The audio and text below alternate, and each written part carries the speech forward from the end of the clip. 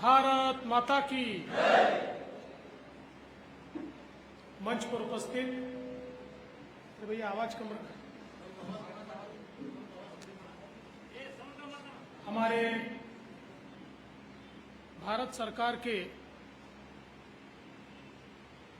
Finance राज्य मंत्री श्री भागवत कराड़ जी, हमारे उत्तराखंड के मंत्री धन सिंह रावत जी, सोलापुर से आए हुए हमारे मेंबर ऑफ पार्लियामेंट श्री जय सिद्धेश्वर महास्वामी जी, सांगली के हमारे संजय काका पाटिल जी और हमारे इंडी विधानसभा के उम्मीदवार श्री कासूगौड़ा बिरादार जी, मंच पर उपस्थित श्री मल्लिकार्जुन जेगूर, श्री मल्लिकार्जुन किवड़े, हमारे एमएलसी हनुमंत निरानी जी, डॉक्टर वागली जी, दयासागर पाटिल जी, मंच पर उपस्थित सभी नेतागण और उपस्थित सभी बहनों और भाइयों, आज हम सब लोग यहां पर उपस्थित हैं हमारे कासूगौड़ा बिरादार जी को समर्थन देने के लिए। हम सभी जानते हैं कि 10 मई को कर्नाटक की विधानसभा का चुनाव होने वाला है। पिछले समय कर्नाटक का चुनाव हुआ था और थोड़ी सी सीटें बीजेपी को कम मिली थी। उसके बाद कुछ समय तक कर्नाटक में जो सर्कस हुई वो आप सब लोगों ने देखी। वो सर्कस ही थी, जेडीएस और कांग्रेस की सर्कस। लेकिन आप सबके आशीर्वाद से कर्नाटक उस सर्कस से बाहर आया और फिर एक बार कर्नाटक में भारतीय जनता पार्टी की सरकार बनी। हमारे वरिष्ठ नेता श्रीमान येदियुरप्पा जी, इनके नेतृत्व में भारतीय जनता पार्टी की सरकार ने काम करना शुरू किया और विशेष रूप से जैसे ही डबल इंजन की सरकार आई,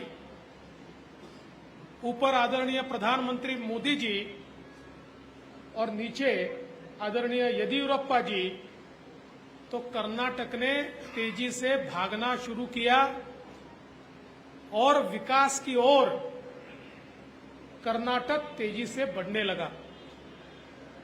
येदियुरप्पा जी ने जिस समय ये कहा कि उम्र के कारण मैं अभी मुख्यमंत्री पद छोड़ना चाहता हूं, और फिर उन्हीं के सजेशन पर उस समय भारतीय जनता पार्टी के हमारे वरिष्ठ नेताओं ने, प्रधानमंत्री जी, हमारे अध्यक्ष जी, हमारे अमित भाई, इन्होंने बसवराज बोम्मई जी को मुख्यमंत्री पद की कमान दी और हम सबने देखा कि लगातार कर्नाटक में विकास की ओर जाने का सिलसिला जारी रहा।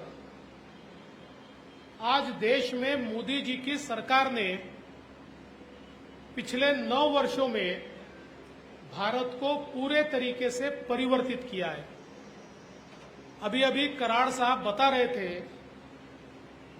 कि भारत अब दुनिया की 5वीं सबसे बड़ी अर्थव्यवस्था है और हमने अब पूरे यूरोप को पीछे छोड़ दिया। जर्मनी हो, फ्रांस हो, इंग्लैंड हो, ये सारे देशों को पीछे छोड़ दिया और मोदी जी के नेतृत्व में 2030 में भारत दुनिया की तीसरी सबसे बड़ी अर्थव्यवस्था होगी। और ये जो अर्थव्यवस्था का विस्तार हो रहा है, इस विस्तार का उपयोग प्रधानमंत्री मोदी जी ने किसके लिए किया? अमीरों के लिए नहीं, पैसे वालों के लिए नहीं।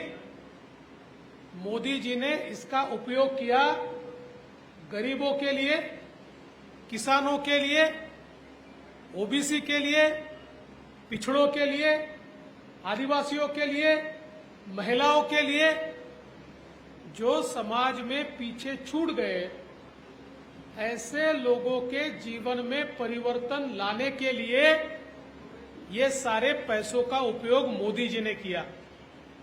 आज आप देखिए, करोड़ों लोगों के घर शौचालय बने, तो हमारी महिलाओं को आज बाहर जाने की जरूरत नहीं है, शर्मिंदगी महसूस करने की जरूरत नहीं है, और विशेष रूप से लोगों के हेल्थ में, आरोग्य में भी सुधार आया।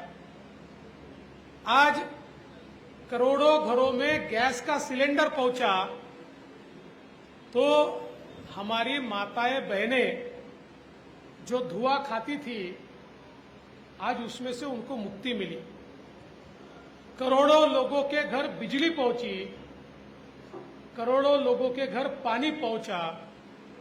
अगर हम कर्नाटक की बात करें तो डबल इंजन की सरकार ने 55 लाख परिवारों में शौचालय पहुंचाया। कर्नाटक की सरकार ने 45 लाख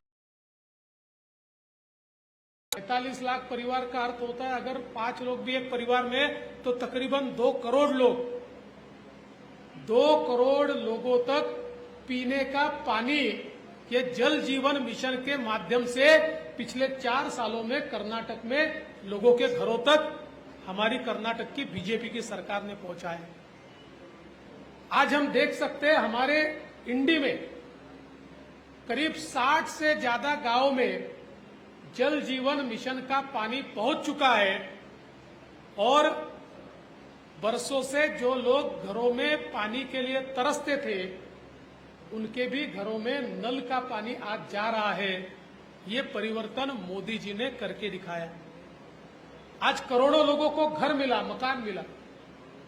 आज अगर हम कर्नाटक की बात करें तो 25 लाख लोग आज लाभान्वित हुए हैं, जो अपने घरों में रहते हैं, क्योंकि प्रधानमंत्री आवास योजना जैसी योजना मोदी जी ने तैयार की, और हर आदमी जिसका घर नहीं है उसको घर देने का काम मोदी जी के माध्यम से हो रहा है। आज हम लोग हमारे किसानों का जब विचार करते हैं तो मोदी जी ने पीएम किसान जैसी योजना लाई, 6,000 रुपया किसानों को देने का निर्णय किया। हमारी कर्नाटक की सरकार ने, बीजेपी की सरकार ने कहा, अगर मोदी जी 6,000 रुपये दे रहे तो हमने भी उसमें कुछ हाथ लगाना चाहिए।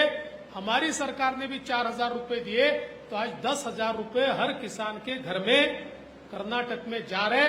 55 लाख किसान आज कर्नाटक के इस योजना का फायदा ले रहे हैं। ये परिवर्तन आज हुआ है। आज इतने बड़े पैमाने पर रोड का काम चल रहा है। आज आप देख सकते हैं कि सोलापुर विजयपुर ये जो रास्ता है, इस रास्ते के लिए मोदी जी ने, गडकरी जी ने पैसा दिया। आज इस रास्ते का काम चल रहा है। अलग अलग जो योजनाएं हैं जिसका यहां पर उल्लेख हुआ, आज उन योजनाओं के माध्यम से किसानों को बड़े पैमाने पर फायदा हो रहा है।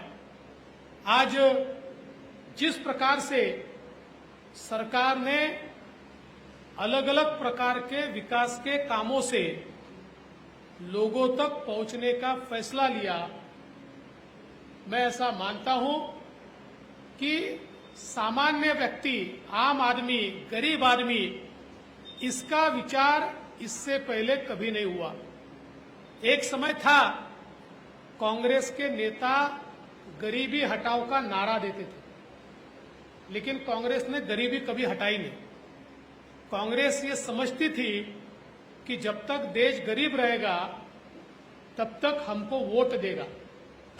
इसलिए गरीबों की गरीबी हटे ही नहीं, गरीब गरीब ही रहे, ताकि आंख मूंद कर कांग्रेस को वोट देता रहे। इसलिए कांग्रेस ने कभी प्रयास नहीं किया, लेकिन पहली बार इस गरीबी को हटाने का प्रयास मोदी जी के माध्यम से हम लोगों ने होता हुआ देखा। आज लिफ्ट इरिगेशन जैसी योजनाएं करोड़ों रुपए बोम्मई जी की सरकार उसके लिए दे रही है। और मैं तो सवाल पूछना चाहता हूं कि हमारी इंडी में 10 साल से जो एमएलए है, 10 साल में उनका इंडी के लिए क्या योगदान है, क्या कंट्रीब्यूशन है। जो भारतीय जनता पार्टी की, येदियुरप्पा जी की और बोम्मई जी की सरकार ने काम किए, उसी की ओर अपना ठप्पा लगा के मैंने किया बताते हुए घूमते हैं। उन्होंने किया हुआ एक काम ये आप दिखा नहीं सकते। जो काम हुए हैं वो भारतीय जनता पार्टी की सरकार के कारण हुए हैं। तो आप लोग ये ध्यान में रखिए, डबल इंजन की सरकार है, केंद्र में मोदी जी का इंजन है, यहां बोम्मई जी का इंजन है। अब इस इंजन के साथ अगर बिरादार जी का डिब्बा जुड़ जाए तो ट्रेन कितनी फास्ट भागेगी। अगर कांग्रेस का डिब्बा जोड़ा तो ट्रेन जाएगी बंगलोर की तरफ इंजन, और डिब्बा जाएगा सोलापुर की तरफ, तो विकास थोड़ी होगा। आज विकास क्यों हो रहा है? डबल इंजन की सरकार है। और इसलिए मोदी जी को, बोम्मई जी को साथ देने वाला इस प्रकार का नेता अगर हम यहां से चुनकर भेजते, और आप देखिए कासूगौड़ा जी एक सामान्य परिवार से आते हैं, उन्होंने अपनी मेहनत से अपने नेतृत्व को खड़ा किया है। नगर पालिका में चुनकर आए, वहां नेतृत्व किया, और सामाजिक हो चाहे आध्यात्मिक हो, सारे संस्थानों के साथ उनका जुड़ाव रहा है। इसलिए मुझे ऐसा लगता है कि इनके जैसा एक व्यक्ति जब चुनकर जाएगा तो निश्चित ही जो विकास की गंगा दिल्ली से निकलकर बंगलोर तक आती है और बंगलोर से निकलकर विजयपुर तक, इंडी तक आती है, उसकी धारा तेजी से बहते हुए आएगी और एक बड़ा परिवर्तन हम सब लोगों को देखने को मिलेगा। आज सच में तो आप देखिए कांग्रेस पार्टी की अवस्था क्या है। कांग्रेस के युवराज ये भारत जोड़ो यात्रा पर निकले। हमने उनको पूछा, भैया भारत जोड़ो यात्रा पर निकले, ये तो बताओ भारत टूटा कहां है? भारत तो जुड़ा ही है, तो आप कौन सा भारत जोड़ने वाले हो? ये कोई भारत जोड़ो यात्रा नहीं थी, ये तो कांग्रेस को जोड़ो यात्रा थी। लेकिन भारत जोड़ो यात्रा के बाद कांग्रेस तोड़ो यात्रा हो गई, कांग्रेस में से लोग निकल कर चले गए। और देखिए क्या अवस्था है आज कर्नाटक के कांग्रेस के नेताओं की अवस्था क्या है। मल्लिकार्जुन खड़गे जी को कांग्रेस का अध्यक्ष बनाया। आपको लगता है उनको कोई अधिकार है? कोई पूछता है? खड़गे जी को कोई पूछता नहीं है। हमने तो देखा किस प्रकार की ट्रीटमेंट उनको मिलती है, पता नहीं आपने देखा कि नहीं देखा, पर हमने देखा। मल्लिकार्जुन खड़गे जी के साथ राहुल गांधी ने जो किया, तो इस प्रकार से इतने ज्येष्ठ नेताओं को अगर राहुल गांधी इस प्रकार से अपमानित करते हैं, और यहां तो अवस्था क्या है, यहां सिद्धरमैया जी, इनको तो लग रहा है कि मैं मुख्यमंत्री बन गया। अभी वो ऐसे काम कर रहे हैं, ऐसा बोल रहे हैं। अभी परसों उन्होंने जिस प्रकार से लिंगायत समाज के बारे में अपशब्द कहे, मानो पूरा का पूरा लिंगायत समाज, वो ऐसा मानते सिद्धरमैया जी कि पूरा समाज भ्रष्टाचारी है। ये इतना बड़ा समाज, बसवण्णा के प्रिंसिपल पर चलने वाला समाज, जो बसवण्णा हमारे भगवान, जिन्होंने पहली बार दुनिया को लोकतंत्र क्या होता है ये दिखाया, और आज उस समाज को इस प्रकार से इतना नीचा दिखाना, ये चुनकर आने से पहले इस प्रकार का व्यवहार कर रहे हैं। गलती से चुनकर आ गए तो क्या व्यवहार करेंगे, इसका भी विचार कीजिए। खैर ये चुनकर नहीं आने वाले, क्योंकि इनमें लड़ाई चालू है। डीके शिव कुमार उनकी टांग खींच रहा है, वो उनकी टांग खींच रहे हैं। ऊपर से खड़गे जी बोलते हैं मैं तो अध्यक्ष ही हूं, मैं ही आके यहां पर मुख्यमंत्री बनने वाला हूं। तो ये सब इनका चलता रहेगा, लेकिन इनके ख्वाब 10 तारीख को टूटेंगे, जब पूरा कर्नाटक मोदी जी को, बोम्मई जी को, भारतीय जनता पार्टी को वोट देगा, और पूरे बहुमत के साथ। क्योंकि आपको पता है कुमार स्वामी जी तैयारी बैठे सर्कस करने के लिए। वो बोलते मेरे 10 भी आ गए तो मैं ही सर्कस का घोड़ा हूं। लेकिन कुमार स्वामी जी भले ही तैयार बैठे हो, मैं उनको भी बताना चाहता हूं, हमारे कर्नाटक के लोगों को ये ध्यान में आया है कि टूटी फूटी मैंडेट देकर कर्नाटक का नुकसान होता है।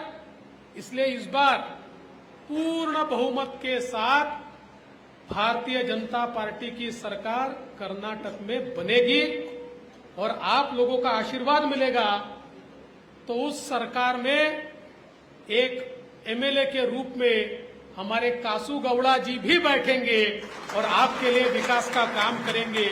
इसलिए आपका आशीर्वाद उनको दीजिए, इतना ही निवेदन करता हूं और अपने शब्दों को विराम देता हूं। जय हिंद।